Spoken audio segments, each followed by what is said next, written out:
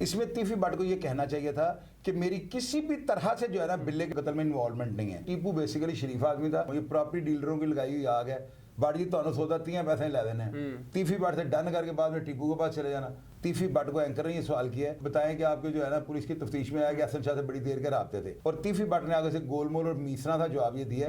जवाब इसका खुल के देना चाहिए था और एंकर के सवाल के मुताबिक देना चाहिए था। अस्सलाम वालेकुम, मैं हूं रेहान हैदर और आप देख रहे हैं डिजिटल रंग। नाज़रीन, अमीर बालाज टीपू कत्ल केस में आए दिन कोई ना कोई मोड़ सामने आ जाता है।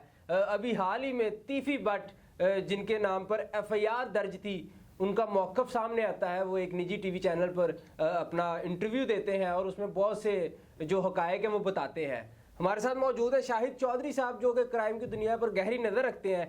इनसे जानते हैं कि इन्होंने वो इंटरव्यू देखा और उसमें जो बातें की गई थी उन बातों से ये किस हद तक मुत्तफिक हैं और इनकी क्या राय है। अस्सलाम वालेकुम। वालेकुम अस्सलाम। चौधरी साहब कैसे हैं? अल्लाह का शुक्र। इंटरव्यू देख लिया आपने आधे घंटे का? मैंने उस इंटरव्यू का चीरूपाड़ा भी कर दिया, मेरे चैनल पे लगा, खोल के देखें, हर चीज़ का पोस्टमार्टम कर दिया। जो अनकम्प्लीट सवाल थे उनको भी मुकम्मल कर दिया, जो जूम यानी जवाब थे उनको भी खोल दिया। एंकर की जो कमजोरी थी वो भी सामने ले आऊँ, मीडिया का जो हक बनता है वो पूरा नहीं अदा किया गया, उस चीज़ को मंजरेआम पे ले आऊँ। जो जो बात थी ना मेरे जहन में या जो पब्लिकली जो लोग सुनना चाहते हैं वो सारी बातें सामने रख दी। अच्छा, बारी बारी तमाम बातें करते हैं। उसमें सबसे पहले तीफी भट्ट साहब कहते हैं कि मैं तो भाई कारोबारी शख्स हूँ, मुझे समझ नहीं आता लोग मुझे अंडरवर्ल्ड से क्यों जोड़ देते हैं। इसकी वजह यह है कि एक बंदा जो टैक्स पेयर है ना, वो बंदा अगर टैक्स पे करता है और उसकी रिटर्नें 30 साल से बनी हुई हैं, तो इस बात पे कोई दो राय नहीं है। और आपके मैं नॉलेज में इजाफा करने लगा हूँ, कोई बंदा आज तक अंडरवर्ल्ड का या कोई बंदा गॉडफादर, कोई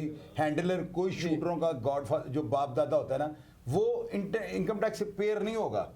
कभी भी उसकी जो है ना इनकम टैक्स रिटर्न जो है नहीं बनी होगी। उसकी रीजन अंडरवर्ल्ड का बंदा, उसका क्या काम है रिटर्न है।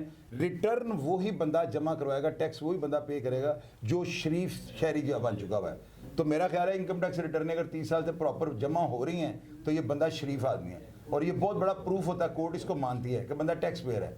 तो ये बात जेन्युइन है। आपने कहा टैक्स पेयर है, शरीफ आदमी, अगर ये टैक्स पे करते हैं तो इनके ऊपर नामजद FIR है।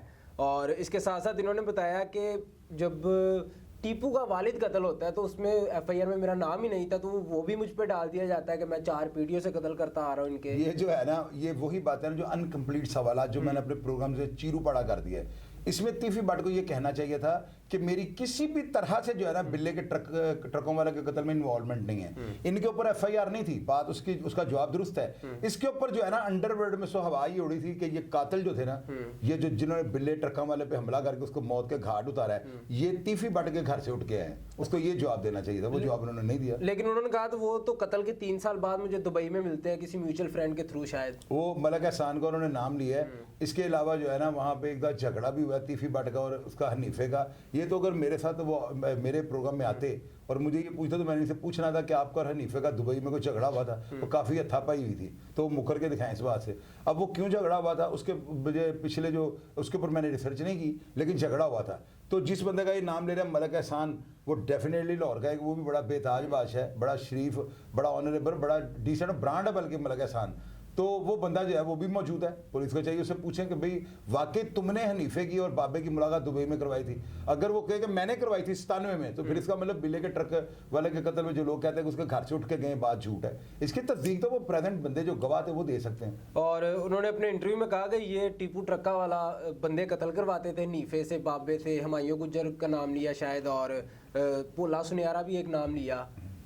ये जो थे ना बंदे, ये जब बाबा और हनीफा, जब हनीफा वहाँ पे गनमैन था ना बिल्ले ट्रक्का वाले के पास, तो उस वक्त जो है ना ये बिल्ले के अड्डे में ना ये लोग सारे हनीफे को मिलने के लिए जाते थे। इनमें मुरादी, इसमें वीतियाँ, इसके अंदर जो था और भी लोग, जो सियालकोट का लब्बा मोटी वाला है, तो शायद ये हुमायूं गुज्जर वगैरह भी ना इसको हनीफे को मिलने के लिए वहाँ पे आते थे।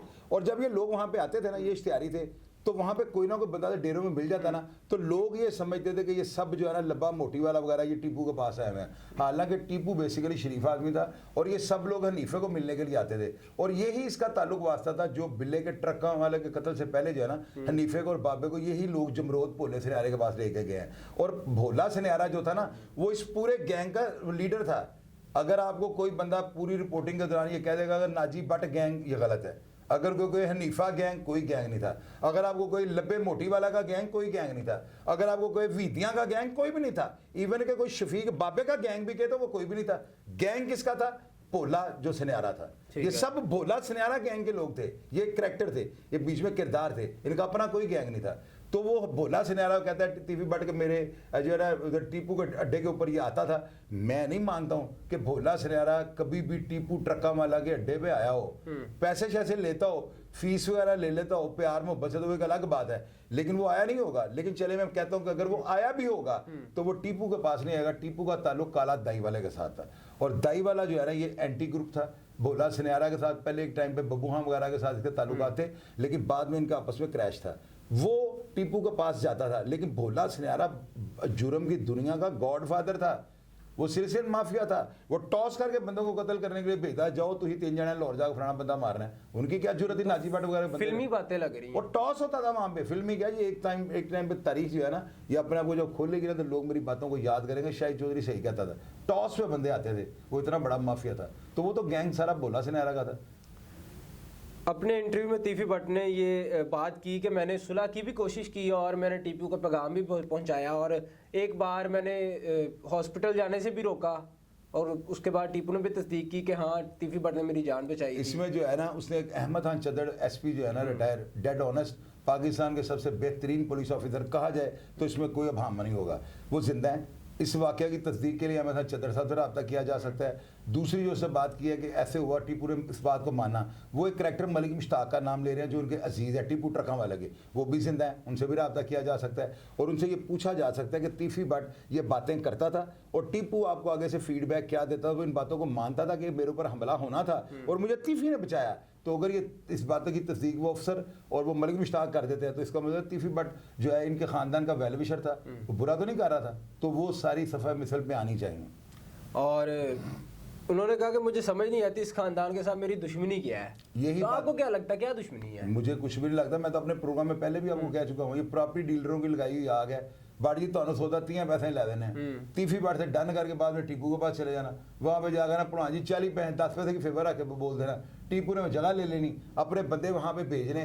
क्योंकि पहले तीफी भट्ट से बात हुई होती थी, ये बंदे वहाँ पे भेजता था, जगह पैमाइश करो, देखो कितने दोनों के बंदे आ जाने, दोनों के बंदे आ जाने, वहाँ पे क्रैश हो जाना। और यही बात चुतराहट और यही बात कत्लो गारत पे पहुँच गई। इनकी लड़ाई कोई नहीं, थूक थाक फेंकना, कोई घूरा घूरी करना, कोई किसी को तेरा प्यो कौन है, तेरी माँ कौन, ऐसी बातें नहीं हुई। ये एक चुतराहट का रोला था और ये शुरू प्रॉपर्टी डीलरों ने जंग करवाई है।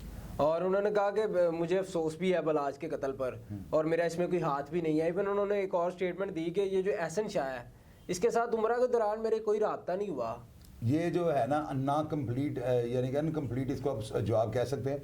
तीफी भट्ट को एंकर ने ये सवाल किया है कि आप जब बताएं कि आपके जो है ना पुलिस की तफ्तीश में आया कि एहसन शाह से बड़ी देर के राब्ते थे, और तीफी भट्ट ने आगे से गोलमोल और मीसना था जवाब ये दिया है। जवाब इसका खुल के देना चाहिए था और एंकर के सवाल के मुताबिक देना चाहिए था। और यही चीज़ तो बता रही है कि वो जो है ना एंकर लाइव कॉल पे नहीं था, प्लांटेड प्रोग्राम था, उससे सवाल जवाब के मुताबिक तैयार किया। पहले जवाब आए हैं फिर उनके सवाल तैयार हुए हैं। तो एंकर को ये पूछना चाहिए भट्ट साहब ਤੁਹਾਡੇ कत्ल ਦੀਆਂ कितनी FIR हैं टोटल है भी तो दसो ना।